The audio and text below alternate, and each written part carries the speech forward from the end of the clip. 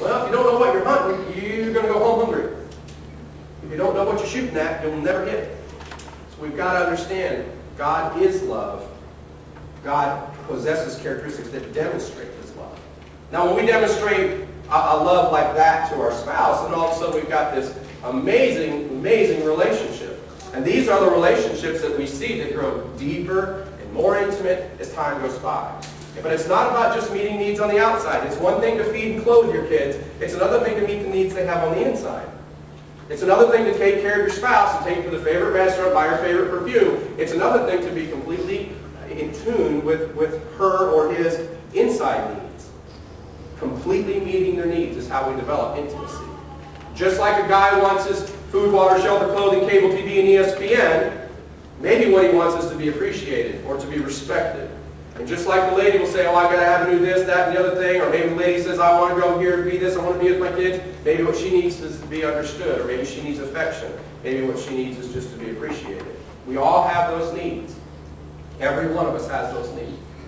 See, the difficulty for us is that when we look at God, God creates Adam, but we talked about this last week, that God desired for Adam to also have intimate relationships with other people. And so even though God is a very important part of filling that void in our life, it's not all. He can't meet all of our needs because we need companionship, and we need friendship, and we need intimate relationships, not just Facebook friends. Okay? And I'm telling you all right now, I'm deleting my Facebook account this week. Okay? Because I don't get it, and I don't care. Okay? So if I disappear from your friends list, it's nothing personal. Okay? I don't have time for it, and I'm not even going to try. So we're fine. All right. So, amen. I'm trying. All right. I don't get it. I don't understand. I'm sorry. Okay. Like I said, Tom is dork. Okay, that's me. All right. Let's talk about this for a second. You have two math equations that work in your life. And they're either going to work for you or against you. Two math equations. And it's not 1 + 1 is 3. Okay?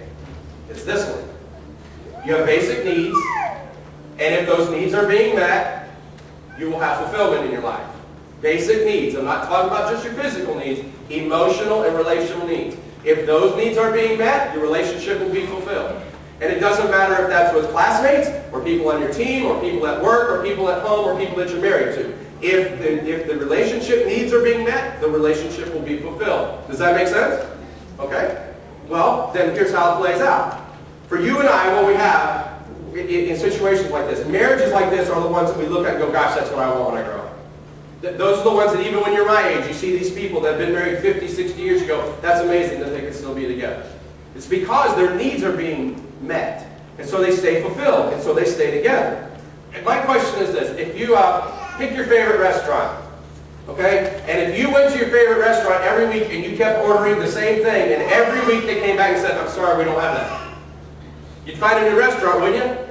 Because your basic need is not being met. So as long as your need is met, you're fulfilled and you keep going back to the same place. That's why you all hang out at Chick-fil-A. Don't lie. You know you do. Yeah. Because they've got your basic need. Yeah. I got one chicken fan. Two. I got two chicken fans. Okay? But it's the same thing. We go back to our spouse, we go back to our companion, we go back to our friends, and when our needs are unmet, what do? We go find more friends. Because our basic needs have got to be met. Think about this in terms of family. If you continue to meet your children's basic needs, your family's going to be happy. And it's not just about taking care of those things they want. It's about taking care of the things they need. The way we say things, the way that we encourage them, the way that we correct them, the way that we discipline them, the way that we support them, and all the things they want to do. All those things, if a child's needs are being met, they're going to be fulfilled. And they're going to be less likely to go looking for ways to fill that void because we have met that need. What's really weird, children that are of alcoholic parents are actually more committed to their family relationship than children from non-alcoholic families. You say that doesn't make any sense. No, it does. Here's why. Because mom and dad's behavior is predictable. Dad's going to go out on Friday night, he's going to get drunk, he's going to come home, he's going to beat up mom, and then he's going to come beat up me, and then the next day he's going to say sorry, and then he's going to go 5, 6 days without doing it, but next week I can count on Friday night. So mom and dad's behavior is predictable. I know what's coming. It's Friday. It's not good, but I know what's coming. And so as weird as it sounds, there's a need that's being met there. That's why it's so hard to break the cycle, because we learn to medicate the need. There's a fulfillment, but it's a bad one. Meet our needs, we stay fulfilled. But if our needs are not met, then we find frustration. In our relationships, whether it's at work, school, home, play, teams, whatever, if our needs are not being met, we get frustrated. Okay? This is the Little League coach syndrome. I've never had to coach Little League. Thomas wasn't really a baseball fan. But I've seen enough of it, and I've heard enough of it about parents. Kids aren't the problem in Little League. It's parents. Okay? And it's because my son, my daughter's not getting to play enough. So what's really the need? The need is to be wanted. The need is to fill in. The need is to be involved. So now I'm frustrated because my basic need's not being met. So what do? We go down and start a fight in the Little League field while all the children watch. Yay! Way to go! You know, it's just crazy. Basic needs. Hear me out. And one of the things that we've had to come to deal with in our relationship, we've been together 26 years, is there's a saying, seek first to understand before being understood. The Bible says be quick to listen and slow to speak. If you don't know what that means, it means shut up and listen. And this hasn't been an easy journey for us, but I have a need to be heard. She has a need to be heard. Doesn't mean we're going to agree, but we have to be heard. And if you're not going to hear me, I'm going to get frustrated. It works in every relationship, and especially in marriage. We all have emotional needs. Everybody here has emotional needs. Now, you can turn off your emotions, but it doesn't mean you don't have needs. You can become a rock, but it doesn't mean you don't have needs. What it means is that your heart's become hardened because of some of the pain. Now, I want you to catch this. We have this, okay? A marriage partner that goes a long time without having their basic needs met, okay, all of a sudden can become very vulnerable. And those of you that have seen this in your own relationships or in the relationships of others, when basic needs are not being met, all of a sudden you put it at risk. You put the relationship at risk. So it's not the behavior of the second person, it's the behavior of the first person that starts it. I'm not meeting a need. Now maybe I don't know about the need, but there's a need that's not being met. So either way, both people are sharing equal responsibility for meeting the need. I got to know what it is, and then it's my job to figure out if and how I can meet that need. Because otherwise the relationship becomes vulnerable to all of a sudden finding other things. So what happens? We have people that become frustrated. We have people that start looking around. We got people that start putting other things into their lives. And the next thing you know, the relationship begins. It's the crack in the sidewalk. It doesn't destroy your driveway all at once, but it gets there. It's the crack in the glacier.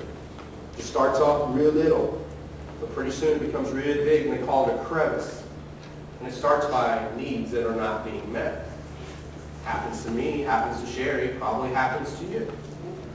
We're not invincible just because I'm the guy with the clicker. That doesn't work like that. So how do you affair-proof your marriage? I need you to know that just by bringing this subject up, I'm not trying to hurt anybody. I'm not trying to make you uncomfortable. All I'm trying to say is to talk about how do we keep our spouse's heart faithful to us. The first suggestion I would make is put one of those little tiny GPS chips in their lip like they do racehorses. That would be my first suggestion. But since that's really expensive, meet their needs. Man, meet their needs. If the restaurant's serving my food, I'm going back. And I'm going to keep going back. Okay, why? Because my needs are being met. That's one way to affair-proof your marriage. Some of you are like, dog, I was going to go buy that chip too. My husband and I don't talk anymore. Remember, guys, remember from the first week, this is code language. Women speaking secret codes. Maybe what she's really saying is, I need somebody to listen to me. I need somebody to understand me. I need somebody who's going to show me some sympathy. We express our needs in lots of ways, and sometimes it's really hard even to know what the need is. And our behavior gets so muddled up and muddies the water that it's hard to find really what our need is. My family, every once in a while, we have family meetings. Sometimes they're called staff meetings, depending on what has to be talked about. And we had a family meeting yesterday. And I noticed that I talked about these are the things I need. And my children talked about it that way too.